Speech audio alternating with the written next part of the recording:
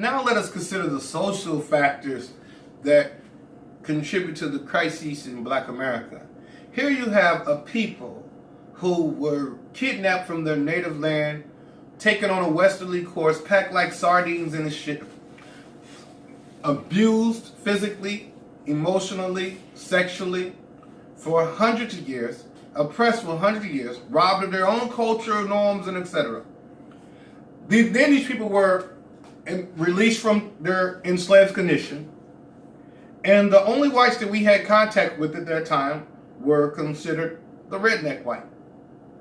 So when we left, we was stripped and taken from Africa, we was forced to adopt the slave culture. And after slavery, we wanted to find a way or a means to assimilate into the fabric of white America. Yes. So like any child or person with an empty slate on their brain, they look at the social environment around them. Yes. So we look to the immediate white folk that was in front of us. And that's how many of us developed the norms of our behavior. This is even what, like the so-called bourgeois, boule blacks, they was a lot of times descendants of house Negro blacks, yes, who was able to live in the norms of houses of certain masters and wealthy white people that had more of an aristocratic lifestyle and norms. Yes, Uncle Ruckus mindset. Well, I'm not gonna call all of them Uncle Ruckus. No, I'm just saying, I'm gonna modern say, but you know, where they have a representation they grow of up, their mindset.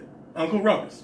Yeah, well, that's the extreme. That's the extreme. That's the extreme. That's the extreme example. Okay. No, but these are your bourgeois blacks that are highly educated, that have adopted the norms of the white people that they was around. So they was around a lot of upper echelon whites would have different cultural norms than impoverished whites. Yes. See, impoverished whites are more prone to retaliation, more prone to holding on to resentment, more prone to revenge, more prone to promiscuous high sexual activity. These are more prone to unsedentary lifestyles, non-uncleanliness.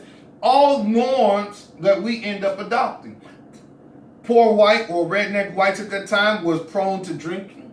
We adopted the alcohol and the booze from pretty them. much everything that's popular in the black culture now comes from adopting the redneck culture and innovating that on top of our black. The idea of being a gangster, right? Where does that come from? It comes from watching white gangsters and white gangs. Remember the movie The Gangs of New York, even before the Italians? Yes. The Gangs of New York. Yes, the Gangs of New York is a must watch. Yeah, so that goes into the early Irish gangs and stuff like that. Right. And this is who black people learned from. We learned from the poor white, which were many of them were Irish, because the Irish, many of them came over here as slaves themselves. Indenture serving is another fancy way of saying slave, economic slave. You're a slave for a certain set period of time. You're still a slave. Your freedom is constricted. You're not a free person. You're not a free man, nor were they given the rights to vote or anything of the such. Yes. And so, prior to that, to get into the pre-culture of black folk in America, we have to go back to before the transatlantic slave trade. Study scholars like Sheikh Anta Diop and civilization or barbarism and authentic anthropology. So that we can even understand the culture, norms, and behaviors of our ancestors. And we have an example of a black culture independent of the black experience in America, the transatlantic slave trade. Exactly. So under the yoke of colonialism. Exactly. So every dynamic that we see in the black community now is really a reaction response to slavery. And actually, in a way that we're trying to adjust to capitalism and white supremacy post-slavery. And so, therefore, we've only had a few instances in black history where there was cultural dynamics established by black people to really try to congeal a consensus or trying to define what a black culture is in terms of trying to restore us to the norms and principles of our ancestors. One of those dynamic individuals was the Honorable Elijah Muhammad in the Nation of Islam. Although we may not agree with Elijah Muhammad and his rant on white people are the devils, we have to really consider the social dynamics that Elijah Muhammad developed an atmosphere of social mobility amongst this group and other blacks in America. And intellectuality. The problem and definitely intellectualism. Yeah, that was advanced intellectualism right there, based in mathematics as well. So here's a teaching that was based in mathematics. In fact, Honorable Elijah Muhammad said, Islam is mathematics and mathematics is Islam. And so how can you can't even be a true Muslim if your knowledge of mathematics is very limited in his understanding of what mathematics was. So we see a masterful attempt to change the black culture. Exactly. And that masterful attempt of black culture calls black people to buy farmland It caused black people to develop industry. Yes. It developed they developed industry, not only farm industry, agriculture industry. They had clothing industry. Yes. They had a fish industry, import industry developing out of the Nation of Islam. They had real estate industry developing. They was building and developing properties from the ground up. Businesses and office buildings from the ground up. The Nation of Islam bought a bank, the Guaranteed Banking Trust. We had our own bank. Is this before or after what happened in Tulsa, Oklahoma with Black Wall Street? This is all after Black Wall Street. So we can say this is the greatest movement since then. We haven't seen this type of black culture and movement since. We didn't even have these dynamics in Black Wall Street.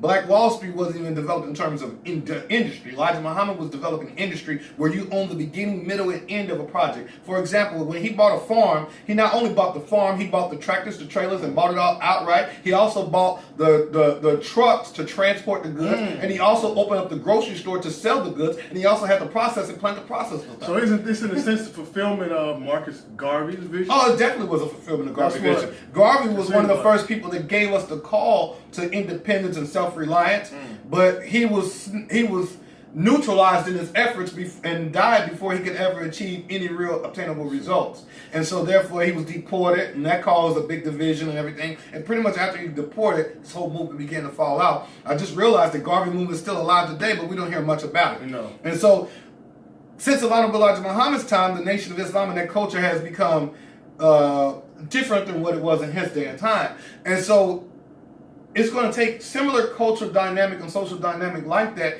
to change these numbers. If we're going to bring about a change or a narrowing of the wealth gap between white America and black America, which according to the numbers that we're crunching is going to be at least 228 years before that gap narrows, and it's probably going to be longer than that, considering within the next 25 years, black people and white people's wealth disparities will have doubled by then. And by the year 2043. So we need to act fast. So we need to act fast, and we need to act intelligently, and we need to act cooperatively together. Our rugged individualism, which has been pumped down our throat for the last 30, 40 years. Yes. I got to get mine, you got to get yours mentality. I'm going to better myself, and I'm going to come up, and then I'm going to help you.